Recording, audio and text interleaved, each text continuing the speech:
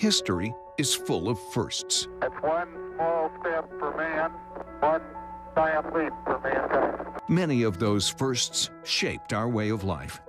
For 70 years, KPRC Channel 2 has been proud to be pioneers in shaping television and Houston history. In a state the size of Texas, I hope everyone can enjoy. Calls in the storms Thursday.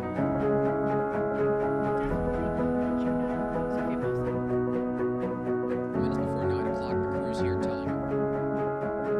For the first time in a long, they had 11. See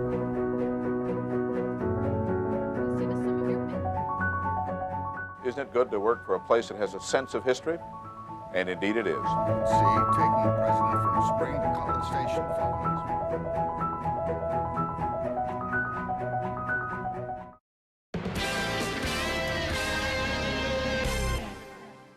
If you have something you'd like Channel 2 Investigates to check out, call the tip line at 713-223-TIPS or email investigates@click2houston.com.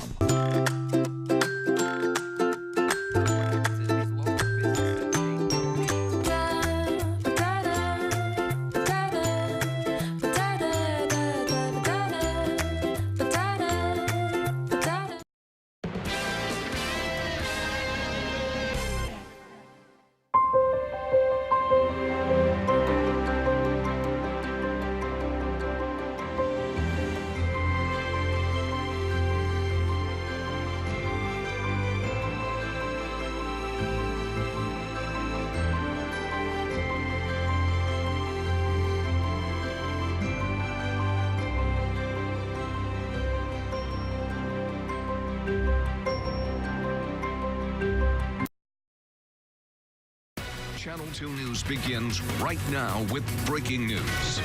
That breaking news, shocking details coming out of a police chase in West Houston. Police say 5 juveniles were in a stolen truck and then crashed. The driver, according to investigators, just 14 years old. Several innocent drivers were hit at the end of all of this. At least one person's injuries are being described as serious. An off-duty HPD officer started following the juveniles near the Beltway and Haddington. And the crashes happened at Siegler Road and Briar Rose Drive. That is where our Sion Rhodes is live with the very latest. Sion. And the head of the vehicular crimes unit with the prosecutor's office saying now that the woman who was taken to the hospital, that her injuries are now being described as grave. So this thing is really much changing as the night progresses. I want to give you a look at the scene right now. We have a vehicle coming through, but you can see they're about to tow away the silver Lexus that older woman was driving. Again, she is in the hospital. Her condition, her injuries now being described as grave. The 5 kids were in that green pickup truck being driven by a 14-year-old who apparently had been reported as missing by his parents, along with 4 other kids who were in there. The youngest just 11 years old. Some of those kids had injuries as well. We had cell phone video taken by a homeowner showing some of those kids on the ground shortly after the crash happened, and also showing one patient being taken on an ambulance to the hospital. Now, we don't know anything more about these kids, why they were in this stolen vehicle, but they were being tracked by an off-duty HPD officer. He was in uniform, and apparently the kids saw him following, saw his uniform, and got scared. That's when they sped up, and that's when this crash happened. Let's take a listen to one woman who was involved in this crash and is okay. It's a different day. Like when I was like 14 and 15 years old, we were playing basketball in the street, maybe till the street lights came on, and now it's just the roles are reversed. Kids are stealing cars and just kind of committing robberies. It's crazy, but I mean, it kind of comes with the job, see it all, and I'm just happy nobody was seriously injured. As I was in the intersection, I looked over and just saw the car flying, the green truck flying, and I had just enough time to kind of try to speed up a little bit so he didn't hit me on my door. He hit me in the back real well, but completely totaled the truck. I mean, it's completely smashed. It's just a miracle that we're walking away today. So the assistant district attorney for vehicular crimes who we see walking in the white shirt here saying that he has accepted charges against 2 of the teenagers for aggravated assault and unauthorized use of a vehicle. But again, those charges could be upgraded depending on what happens with the status of this woman who's been taken to the hospital again. Her injury is now being described as grave. When we get more information, we'll bring it to you. For now, reporting live, Sion Rhodes, KPRC, Channel 2 News. Thank you, Sion. Tonight, a former school employee charged. A bus attendant accused of touching a disabled student inappropriately. But he tells Channel 2 he's innocent. Did you touch her in any way? Were you No, near? the touching, no, nothing. Nothing. No, because I know the kids. And that's not all he had to say. That case in Galena Park ISD, investigators say this happened several times and was caught on video. But still, Sergio Lopez is telling us he did nothing wrong. Channel 2's Phil Archer live outside Cunningham Middle School with more of Lopez's comments about this case. Phil? Well, we did indeed talk with him today, and as you just saw, Mr. Lopez says he is innocent. The charge against him, the result of an investigation by Precinct 3 deputy constables and the Galena Park School District, investigators alleging that he assaulted a disabled 13-year-old. I don't do nothing. 67-year-old Sergio Lopez worked at the Galena Park School District as a bus attendant for 5 years until he was fired last January for allegedly inappropriately touching a 13-year-old disabled student. According to investigators, cameras on board Lopez's bus recorded him trying to rub the girl's leg twice last November and a third time in December. Then in January, he allegedly tried to kiss her on 2 separate occasions. In court documents, the girl is described as suffering from Cordelia de Lange syndrome, which renders her verbally and intellectually disabled. I think I tried to kiss some girl in the bus, but I did nothing. When we talked with Mr. Lopez at his home this afternoon, he denied the charge, insisting he had no physical contact with the girl. What do you say about that? No, I say no, because they say you kiss it. You know, I don't kiss her. You try, I try, but I didn't do nothing. Did you touch her in any way? Were you near? The touching, no, nothing. Nothing. No, because I know the kids. Okay. I know how to if you do something wrong with the kids, you go to jail. Mr. Lopez says he's seen the video evidence collected by police and insists it shows no wrongdoing on his part. Lopez says he's planning to turn himself in, but he's yet to hire a lawyer. And this correction, earlier at 4, we said he is facing a felony charge. That's incorrect. He's charged with a misdemeanor. We asked the Galena Park School District for comment today, but so far the district has not responded. Reporting live in Northeast Houston, I'm Phil Archer, KPRC Channel 2 News. Thank you, Phil. And yet another new work week begins with the promise of more weather changes. Yeah, small changes tonight, bigger changes throughout the week. Frank is here with a little bit of the timing on that. Well, a little bit of everything. Look at these temperatures right now. 55 in Brenham, 75 in Houston. So the 20-degree difference, 68 in Galveston currently. So there's a cold front that's going to work its way toward the coast in the overnight. Look at Galveston. There are dense fog advisories there until 6 o'clock tomorrow morning for not only the island but Bolivar as well. And then dense marine fog advisories for all of the nautical interest down along the bay and offshore. So be careful there. There's the front. Exact track radar really depicts that pretty well. Some fairly heavy rain showers in this, but I have lightning turned on, so no thunderstorms. The front's going to continue to slide in our general direction, and then we're going to have to deal with it coming back as a warm front, and then there's that low out there just south of Arizona. That is Wednesday's troublemaker. So we'll see these showers be fairly persistent as we go not only into tonight but tomorrow. So keep that umbrella very close. Wednesday's weather maker is on the way. In the meantime, CityCam looks like this evening. 30% rain chances, temperatures at 70, 64, 58. Some of you have already gotten there. Your full forecast straight ahead. Dominique? All right, Frank, thank you. Meanwhile, the West U community keeping a real close eye on any developments nearly 2,000 miles away. That is where a missing persons case is hitting close to home. 59-year-old Abby Flynn splits her time between West U and Gloucester, Massachusetts. And it was in that New England town where she was last seen 8 days ago. Channel 2's Hannah McKenzie live now with the latest on the search for Flynn. Hannah? Good evening. Yeah, neighbors here on Nottingham Street are absolutely floored to hear about Abby Flynn's disappearance. And although the family, Flynn and her family, have lived on the street for more than 25 years, no one here really knew much about them. A Massachusetts mystery with ties to Texas. Someone that I know on Facebook who had actually posted about this woman missing in Massachusetts, but I didn't put two and two together until you knocked at my door, and I was like, oh my God. Michelle Deutsch, shocked to hear her longtime neighbor Abby Flynn has been missing now for more than a week.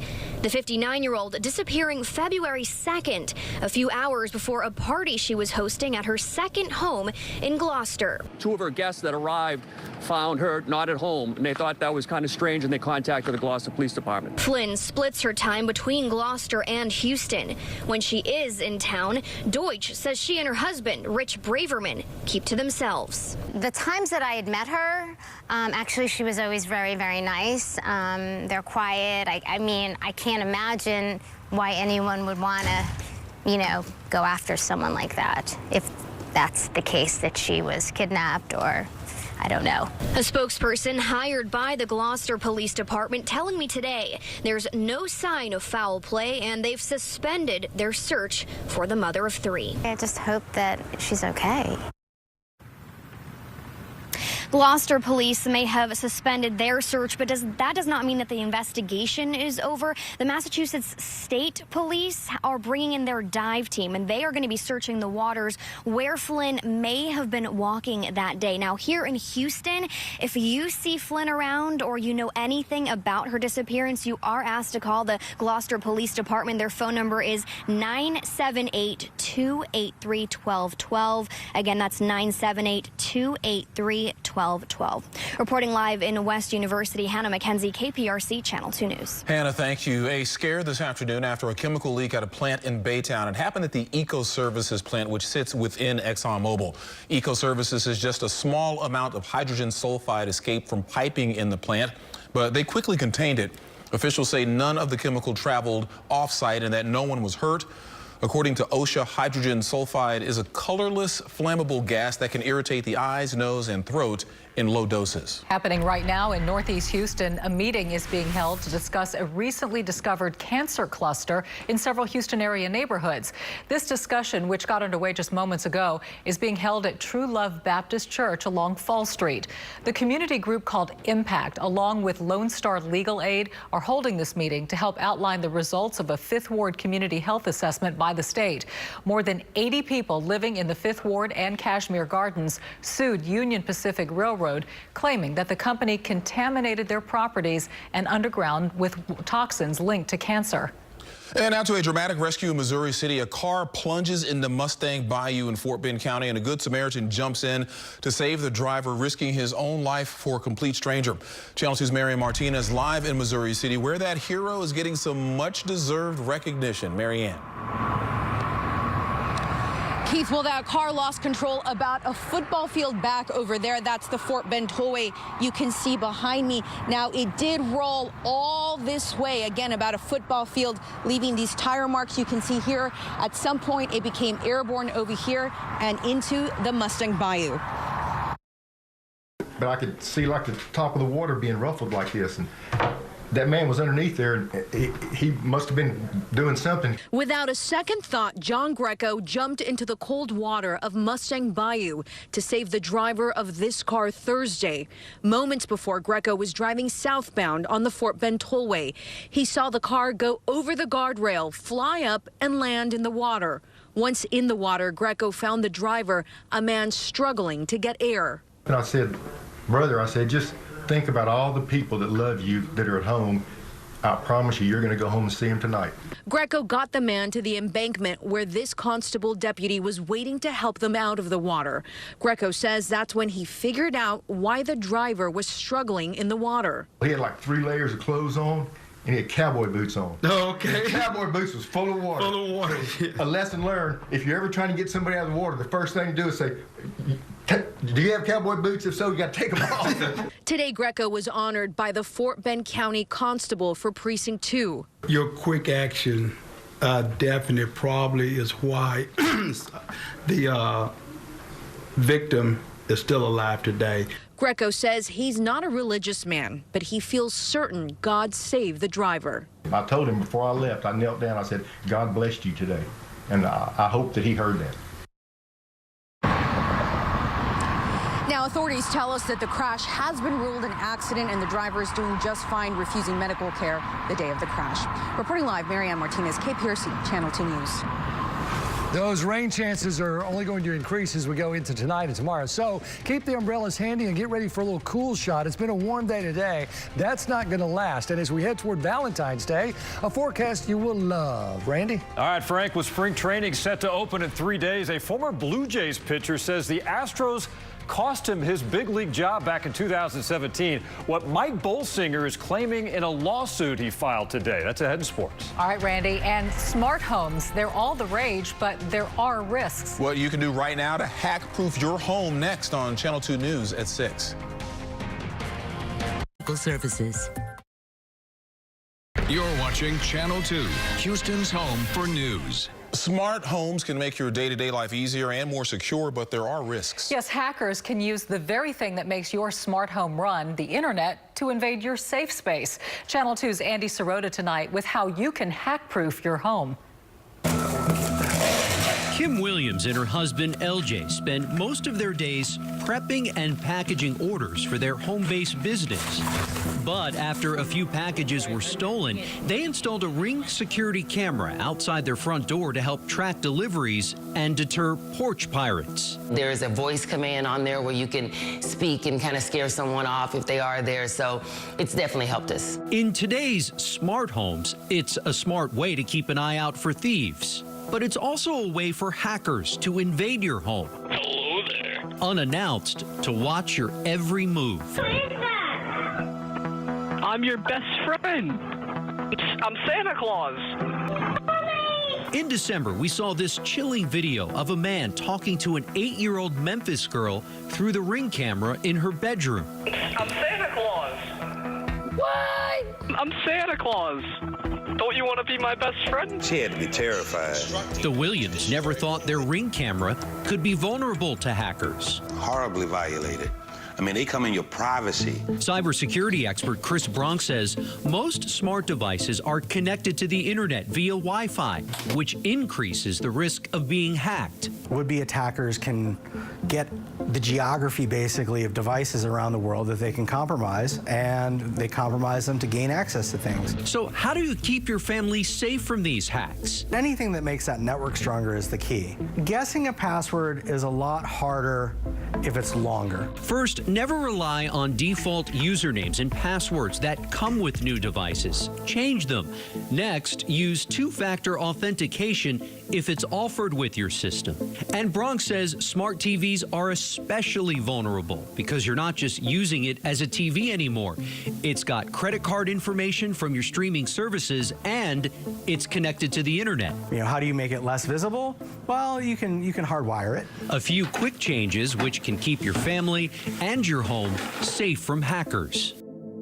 Ring also announcing a new two-factor authentication that users can install as an extra security measure. For a step-by-step guide on how to enable your two-factor identification on your device and to read Ring's entire blog post, look for this story on our homepage at click2houston.com.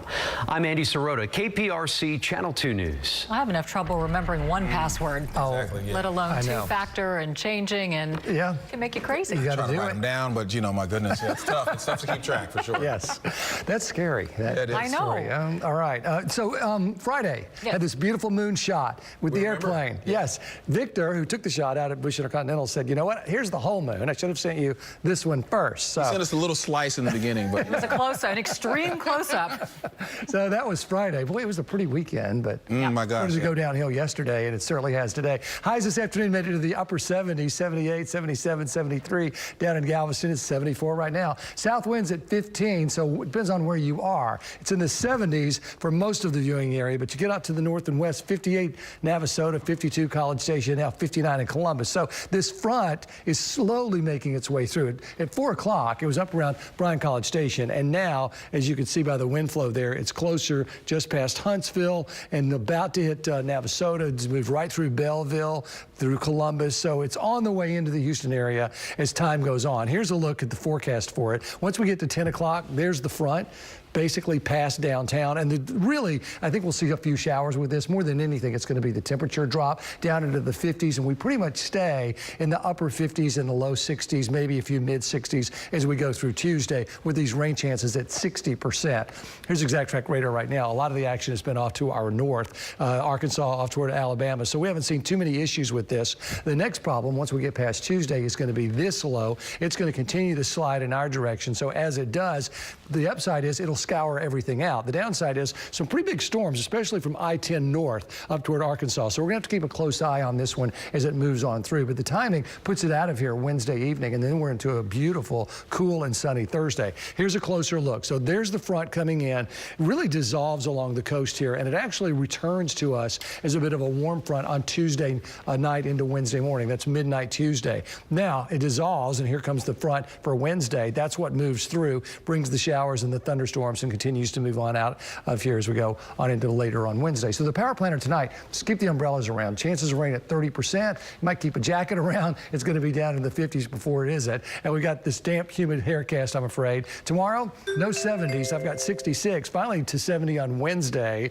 60 and 48 on Thursday. Valentine's Day, 62 and 42. Looks pretty good. Some rain chances start to move back in as we head into the weekend and next week. Randy's next with sports. Stay with us.